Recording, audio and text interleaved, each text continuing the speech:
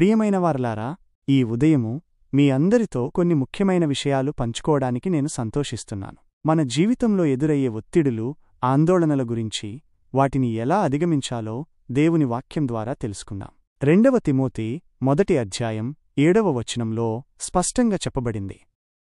దేవుడు మనకు పిరికితనం, భయం, అధైర్యం ఇచ్చే ఆత్మను ఇవ్వలేదు. బదులుగా ఆయన మనకు శక్తిని, ప్రేమను, మనస్సును అదుపులో ఉంచుకునే ఆత్మను ఇచ్చాడు. ఆలోచించండి, దేవుడు మనకు ధైర్యాన్నిచ్చాడు, ప్రేమతో వ్యవహరించే హృదయాన్నిచ్చాడు, పరిస్థితులను చక్కగా అర్థం చేసుకుని ప్రవర్తించే వివేకాన్నిచ్చాడు.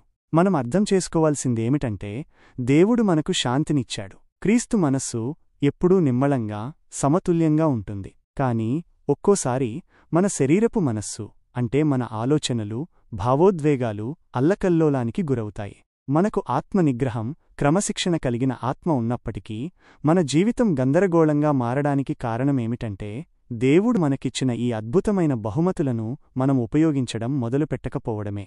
నిరీక్షణ గురించి ఆలోచిస్తే అది మన జీవితాలకు ఒక బలమైన ఆధారం లాంటిది. మానసికంగా, భావోద్వేగపరంగా మనల్ని స్థిరంగా ఉంచుతుంది. బైబిల్ చెప్తుంది, నిరీక్షణ మన ఆత్మకు లంగరు వంటిదని. మన మనస్సు, చిత్తం, భావాలు ఒక్కోసారి కలత చెందుతాయి.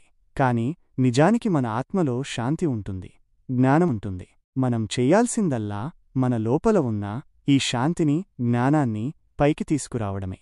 బయటి ఒత్తిడులకు ఎదురుగా నిలబడటానికి నిరీక్షణ మనకు ఒక లంగరులా సహాయపడుతుంది. నిజమైన నిరీక్షణ అంటే కేవలం ఏదో మంచి జరుగుతుందని ఆశించడం మాత్రమే కాదు.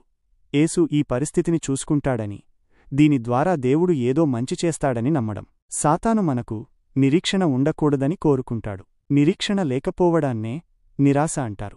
నిరాశ అంటే మనకు ఏ మార్గం లేనట్లు, అంతా నష్టపోయినట్లు అనిపించడం. కాని మనం సంకల్పంతో నిరీక్షణను పొందవచ్చు. మనకు నిరీక్షణ ఉన్నట్లు అనిపించకపోయినా మనం నమ్మకంతో మాట్లాడాలి. క్రీస్తులో మనకు ఏముందో గుర్తు చేసుకోవాలి. దేవుడు మన పక్షాన ఉన్నాడని, ఈ పరిస్థితిపై ఆయన పనిచేస్తున్నాడని నమ్మాలి. మీకు నిరీక్షణ ఉంటే సాతానుకు కోపం వస్తుంది.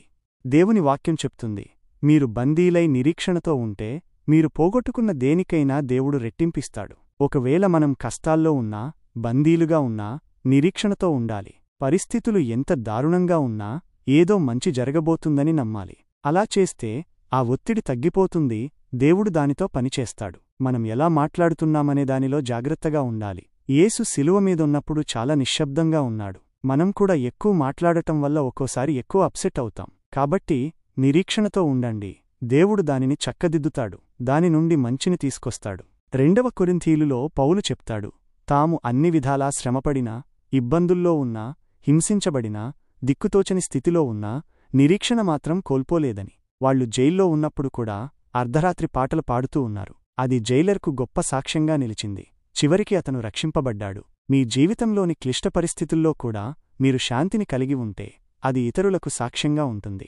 1 కొరింథీయులలో దేవుడు నమ్మదగినవాడని, మనం సహించగలిగినంతకంటే ఎక్కువ శోధన ఆయన మనకు ఇవ్వడని, అంతేకాదు ఆ శోధనతో పాటు తప్పించుకునే మార్గాన్ని కూడా చూపిస్తాడని చెప్పబడింది. కాబట్టి ఏదో మంచి జరగబోతుందని నమ్మండి.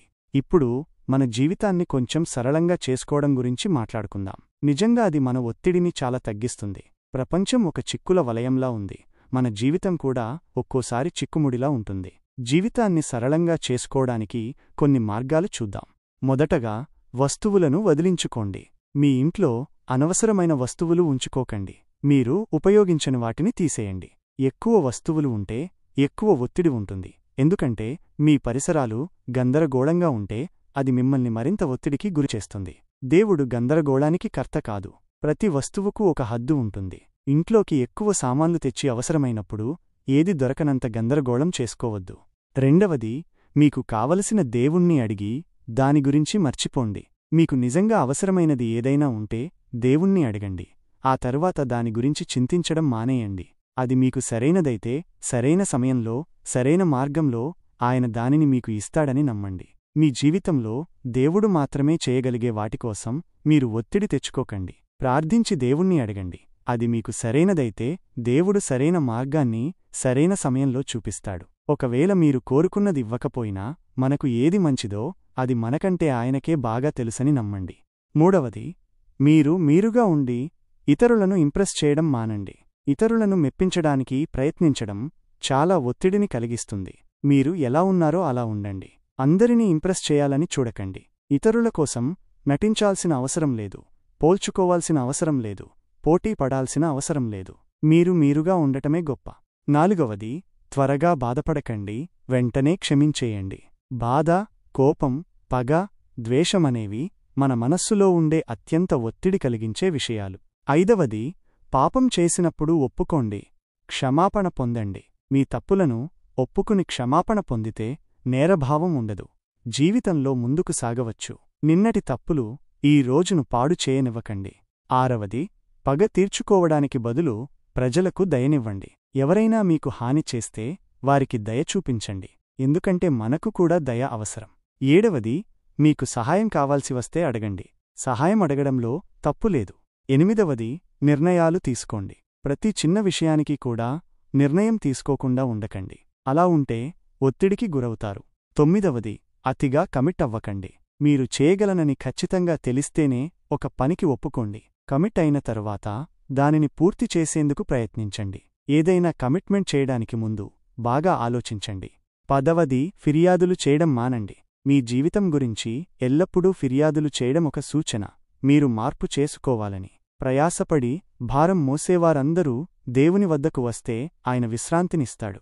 ఇక సంబంధాలను సరళంగా చేసుకోవడానికి కొన్ని విషయాలు చూద్దాం. మొదటగా, అందరికీ బెస్ట్ ఫ్రెండ్లా ఉండాలని ప్రయత్నించకండి. నిజమైన మంచి స్నేహితులు కొందరే ఉంటారు. అందరితో మంచిగా ఉండొచ్చు, కాని సన్నిహిత సంబంధాలకు సమయం, ప్రయత్నం కావాలి. 2వది, ప్రజలు ఎన్నడూ గాయపరచరని ఆశించకండి. మనుషులు తప్పులు చేస్తారు, ఒక్కోసారి మనల్ని బాధపెట్టవచ్చు. 3వది, ఇతరుల వ్యవహారాల్లో అతిగా తలదూర్చకండి. మీ సమస్యలతోనే మీరు ఒత్తిడిలో ఉండవచ్చు, ఇతరుల సమస్యల్లోకి ఎక్కువగా వెళ్ళకండి. 4వది, సలహాలు అవసరం లేనివారికి ఇవ్వకండి. ఎవరికైనా సలహా కావాలంటే అడుగుతారు, అడగకుండా ఇవ్వడం మంచిది కాదు. 5వది, మీరు విమర్శించడానికి బదులుగా 100 రెట్లు ప్రజలను అభినందించండి. ఇతరుల మంచిని చూడటం, వారిని ప్రోత్సహించడం ముఖ్యం. 6వది, నేను క్షమించండి అని చెప్పి ముందుకు సాగిపోండి. తప్పు జరిగినప్పుడు క్షమాపణ చెప్పడం, క్షమించడం చాలా ముఖ్యం. 7వది, ప్రతి పరిస్థితిలోనూ ప్రతి ఒక్కరిలోనూ శ్రేష్టమైనదాన్ని నమ్మండి.